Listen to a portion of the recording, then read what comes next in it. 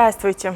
Тема сегодняшней лекции – осетинская свадьба, а точнее свадебный фольклор осетин. Говоря о свадьбе, мы должны прежде всего понимать, что свадьба в прошлом и настоящем очень сильно отличается. То есть в современной ситуации свадьба – это церемония бракосочетания, насыщенная множеством развлекательных действий. Тогда как в прошлом свадьба – это был обряд, насыщенный обрядовыми действиями, которые отражали древнюю культуру и религиозные воззрения наших предков. Сегодня мне очень часто приходится слышать такое мнение, что осетинская свадьба – это весьма скучное действо.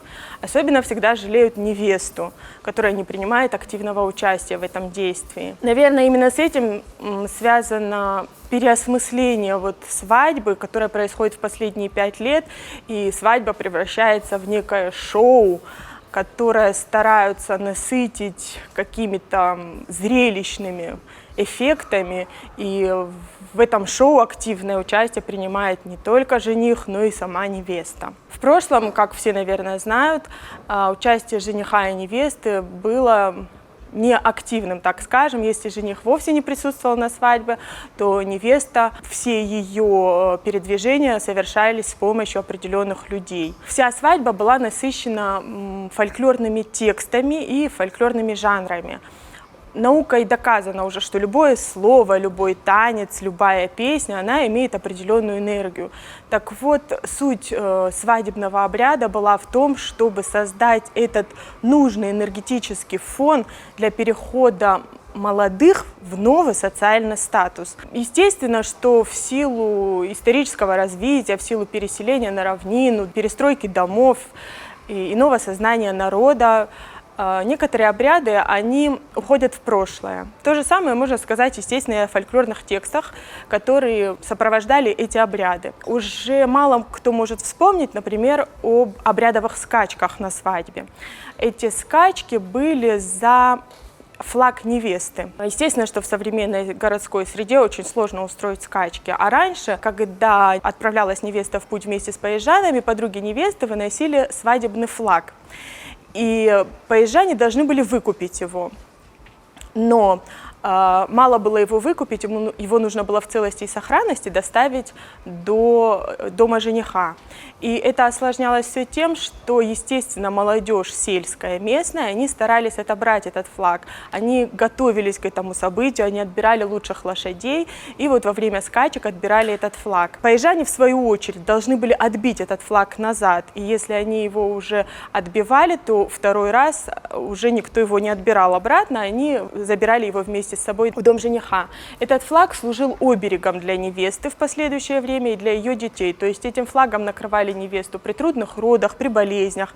И вот это магическое действие этого флага считалось, что распространялось только на невесту и ее детей. Также из элементов, которые уже не существуют в настоящее время, это, например, можно вспомнить обрядовые шествия. Например, обрядовое шествие впереди невесты с зеркалом или обрядовое шествие с фарн-фарны-кил.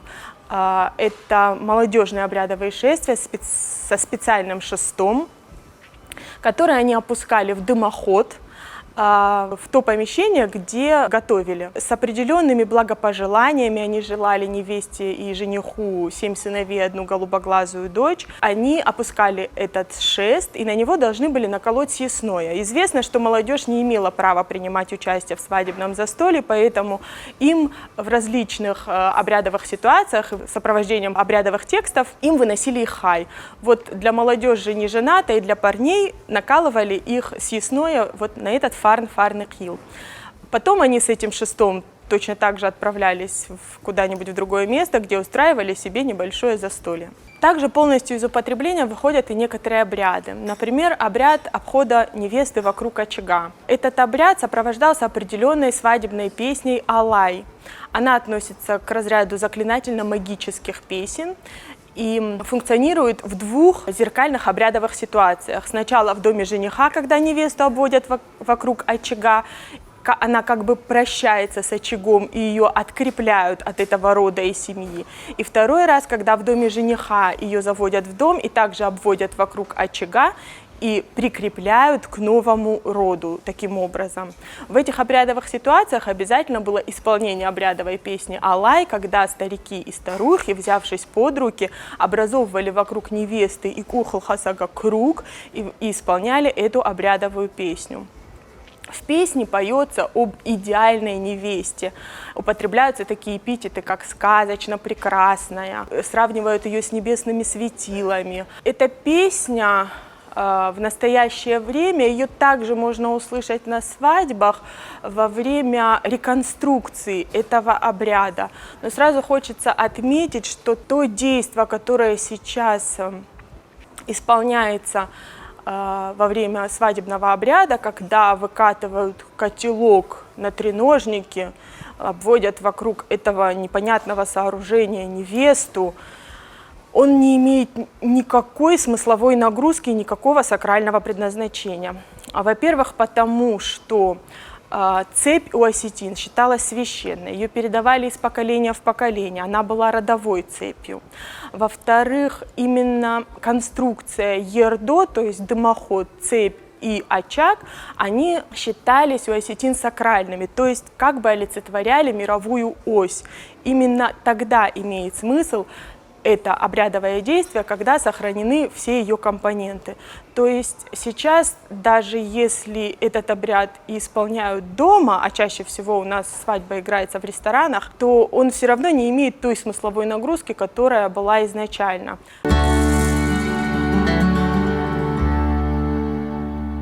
В настоящей свадебной практике, вот то, что сейчас пытаются реконструировать этот обряд, это больше похоже на театрализованное представление, на элементы какого-то шоу, чтобы просто было интересно зрителям, которые пришли на свадьбу, смотреть. В традиции после исполнения песни «Алай» следовала песня «Нанай жарок», песня матери, а точнее песня для матери. Вы знаете, наверное, что осетины очень сдержанный народ, у них не предполагается показывать свои эмоции на людях, поэтому у матери с дочерью не было никакой возможности попрощаться, показать свои эмоции, высказать свои эмоции. И поэтому вот этой песней рассказывали о том, как мать, по сути, теряет дочь. И знаете, часто я вот в соцсетях видно, как девочки пишут. Некоторые мамы плачут, когда девушек уводят из дома, а моя мама говорит, вот пусть плачет тот, кто тебя забирает. Вот это как бы очень сильно отражает нашу сущность молодежи. Раньше в этих песнях именно рассказывали о том, какая дочь была для матери опорой. Используются такие вот слова, там, утром тебе постель стелившая, вечером убиравшая, огонь разжигавшая, ты ее теряешь, когда ты ее увидишь. Именно люди, которые забирают, то есть поезжане, их сравнивали с утхашак, то есть тот, кто забирает душу. После «Нанай жарок» традиционно следовала песня «Чынсхашчыта жарок», это песня поезжан. Но здесь сразу стоит оговориться, что песня поезжан, она существовала двух типов. Первый тип – это когда поезжане двигались, то есть этот тип песен был такой более моторным, более квадратным, с четкой ритмикой, то есть под него они шли, ехали, возвещали тем самым окружению, что движется свадебный поезд. А второй тип уже когда выводили невесту из дома, увозили, или когда вводили ее в дом жениха. Здесь уже совершенно другие тексты, здесь важно произносить заклинательные тексты, то есть мы ведем в дом фарн, мы ее уводим, увозим, как вы будете без дочки, они благопожелания в адрес невесты, благопожелания в адрес гостей, хозяев дома и так далее. Тогда как вот в песнях первого типа, там в основном идут такие припевные слова о рейда, рейда, едем, везем, фарн едет и так далее. Фарн вообще очень часто встречается в свадебных текстах, потому что невеста, она являлась олицетворением этого самого фарна, который она забирает из дому из своего и приносит в дом жениха. Кроме вот этих непосредственно трех обрядовых свадебных песен, было еще масса жанров, приуроченных к свадьбе. Например, застольные песни. Ну, вы сейчас тоже знаете, есть некоторые застольные известные песни, типа песни Айша и Анажей, которые знает любой. Раньше застольных песен было гораздо больше. Например, не принято было начинать петь, прежде чем старший не спел песню «Лактазуара жарок», то есть песню, посвященную покровителю мужчин, путников и воинов. Эта песня, по сведениям информантов, она как бы являлась старшей песней, ее принято было петь первой. Вот пока старший не спел эту песню, за столом петь никто не имел права. Вы, наверное, знаете, что раньше существовал такой обычай, когда пускали круговую чашу. И вот тостов было на самом деле столько, что люди могли откупиться от этой круговой чаши, если спели какую-нибудь песню. Песня не должна была повторяться, то есть если эту песню уже кто-то спел, то ты эту песню петь уже не должен был. Вот представляете, как проходило застолье. То есть застолье в традиционном его понимании это не сел, покушал и выпил и ушел, а традиционное застолье это очень веселое, очень интересное действие. Например, во время застолья были еще такие обрядовые обходы девушками. Существовала обрядовая песня «Зула» называлась, и этимология слова вот не сохранилась, но известно, что это от слова «жул», то есть «кривой». И, в традиции принято считать, что кривизна, она олицетворяет как бы предков. То есть таким образом считалось, что эти предки присутствуют на свадебном застолье. Девушки обходили стол и просили свою часть от свадебного пира.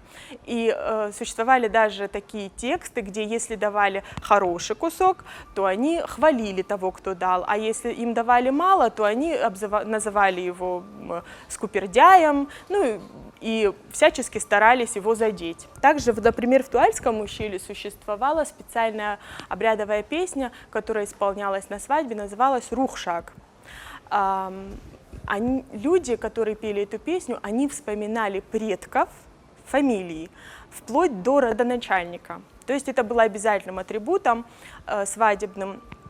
Ну, например, я слышала эту песню в записи от представителей фамилии Хитагуровых, и они перечисляли своих предков. Казбек Рухшак, они все отпоют дальше, ой, Рухшак. И вот так до Хетага, то есть они тем самым не давали присутствующим забыть своих предков. То есть это воспитание в какой-то степени тоже молодежи. Принято было также исполнять эпические песни, то есть качета. Но во время свадебного застолья песни исполнялись именно те, которые были связаны со свадьбой в эпосе. Например, про Ацамаза и Агунду, Азаухана, Татаркана и так далее. И всегда в конце этой песни принято было отождествлять.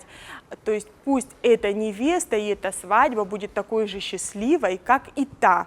То есть эту свадьбу отождествляли с той мифологической свадьбой и желали им такого же счастья. Также известно, что младшие не могли начать обрядовые пляски, кашт, пока не спросили разрешения у старших. Для этого один из младших одевал шубу наизнанку, подходил к старшим и спрашивал, сколько животных вы нам дадите.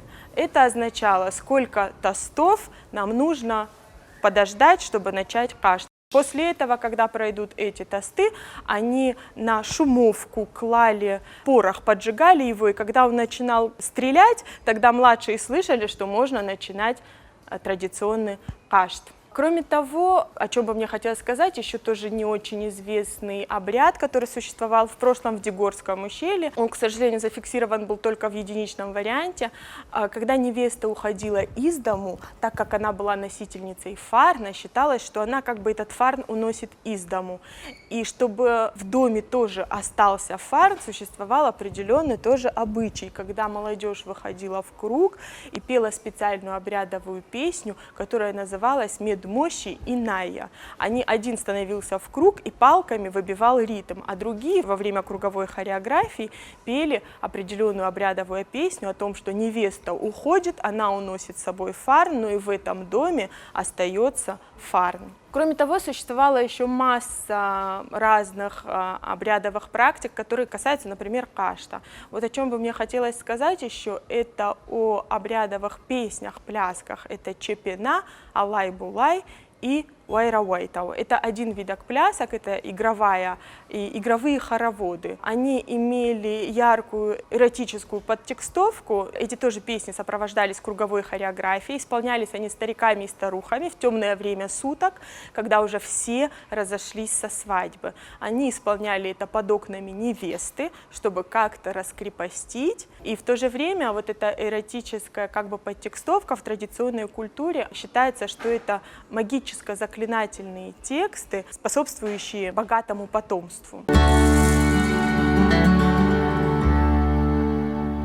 Вы сказали, что на современных свадьбах в какой-то мере все-таки пытаются воспроизвести какие-то старые традиции, в том числе с надотяжной цепью. Считаете ли вы, что такое осовременивание старых традиций, даже с утратой каких-то их сакральных черт, полезно? В настоящее время их пытаются реконструировать в отрыве от семантики. То есть люди не понимают, что они означали исконно. Понимая это, именно в такой форме, в которой их пытаются возродить, этого бы не было. Конечно, я считаю важным, что нужно это сохранять, но не в таких извращенных формах. У меня возникло небольшое недопонимание. Я наблюдала исполнение песни «Алай» на свадьбе, но ее исполняли, когда одевали невесту. А когда выводили невесту, исполняли песню «Фарн». А «Алай» исполняли во время одевания невесты, причем исполняла ее наиболее состоятельно с точки зрения остинского понимания. И вот у меня в этом моменте возникло небольшое недопонимание. Вы можете мне уточнить? Спасибо за вопрос. Дело в том, что изначально «Алай» сопровождала обряд обхода вокруг очага. Позже, по сведениям этнографов, она вышла из обрядовой практики и стала функционировать в разных обрядовых ситуациях. В том числе и, например, ее пели девушки, когда провожали свою подругу. А то, что вы говорите, что ее пела женщина, которая состоялась как жена, как мать и так далее, это связано не с песней «Алай», это связано с тем, что она одевала невесту. Пела песню «Алай» она, скорее всего, просто потому, что знала, что это свадебная песня. Изначально эта песня, по всем этнографическим данным, она функционировала только в обряде обхода вокруг очага. Что касается песни «Фарн», «Фарна жарок» и «Фарн фасау», это разновидность песни «Чинсхашита жарок». Я упустила этот момент, просто не произнесла это, не сказала. То есть песня, она называется по первым словам, которые произносятся в песне. «Фарн фасау», «Фарн фасау». И поэтому ее также называют «Фарн жарок» или «Фарн фасау». Также типологически это песня «Чинсхашита жарок». Вы говорите, что Фарн с девушкой уходит из дома родителей в дом жениха. А у нас получается, что он уходит не в дом жениха, а в ресторан. А нельзя, чтобы хоть какая-то часть свадебного обряда происходила в доме жениха, чтобы все-таки этот фарн оставался в доме жениха? Я считаю, что свадьбу, традиционный остинский свадебный обряд можно сыграть на 50 человек. Ну, грубо говоря, да, на свадьбу позвать на обряд, позвать старших. А свадьбу как шоу, которая нужна молодежи, которая хочет веселиться, это устроить в другой день. Например, отметить ЗАГС. Тот же самый. То есть это будет та же самая свадебная церемония. Ну, это мое видение, потому что в том виде, в котором свадьба существует в настоящее время, она никакой семантики, никакой смысловой нагрузки в себе не несет.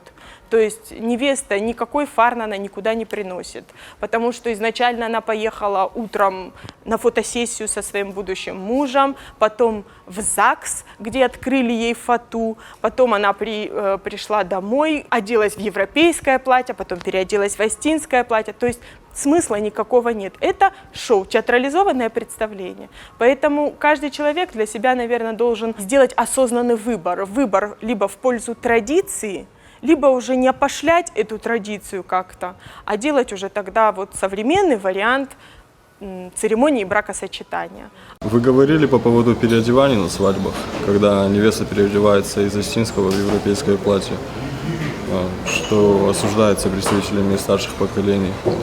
Я бы хотел узнать сакральное значение остинского платья и почему важно выходить замуж именно в нем.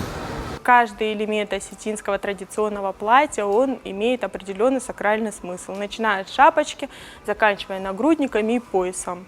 Каждый элемент вышивки, он имел охранительные функции. То есть весь костюм, он как бы ограждает невесту от дурного глаза. Считается, что невеста, когда переходит из одного дома в другой, она как бы в своем доме умирает как девушка, а в другом доме возрождается как женщина. И вот в стадии этого перехода она наиболее уязвима к, так скажем, отрицательной энергии. Поэтому всегда невесте закрывали лицо фатой, поэтому она всегда глаза опускает в пол, чтобы не посмотреть никому в глаза. Считается, что именно вот этот дурной глаз, он наиболее восприимчив, когда ты смотришь глаза в глаза. Именно поэтому у женщины район живота закрыт ремнем.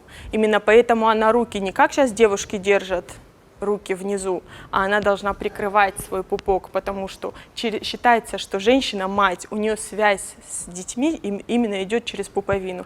И весь глаз дурной, он тоже приходит к ней, вот именно, чтобы там она была бездетна и так далее, через пуповину. Поэтому именно пуповину старались закрыть. Глаза, лицо и вот поясом пуповину, и девушка должна была обязательно руки держать, прикрывая эту часть. Все вышивки, которые были, они тоже имели свой смысл. Сейчас это, к сожалению, утеряно. Они имели всю охранительную функцию. Знаете, в некоторых ущельях девушку ставили, невесту ставили на такие ходули. Видели вот такие деревянные ходульки? Это специально, чтобы она даже не касалась пола, то есть земли. Известная ученая Валентина Газданова, она писала о том, что невеста не только сама восприимчива к дурному глазу, она и как лиминальное существо, которое находится, то есть она как бы умерла, но еще не возродилась. Она тоже сама несет определенную отрицательную энергию, и поэтому ее полностью закрывают. Поэтому впереди невесты несли обязательно обрядовое зеркало, чтобы отзеркаливать всю отрицательную энергию, которая встречается на ее пути. Я все-таки надеюсь, что наша традиционная остинская свадьба станет очень популярна, что наша молодежь осознает всю важность сохранения наших традиций и важность сохранения тех обрядов и ритуалов, которые складывались на протяжении сотен лет и передавались нам нашими предками очень бережно и трепетно. Спасибо за внимание.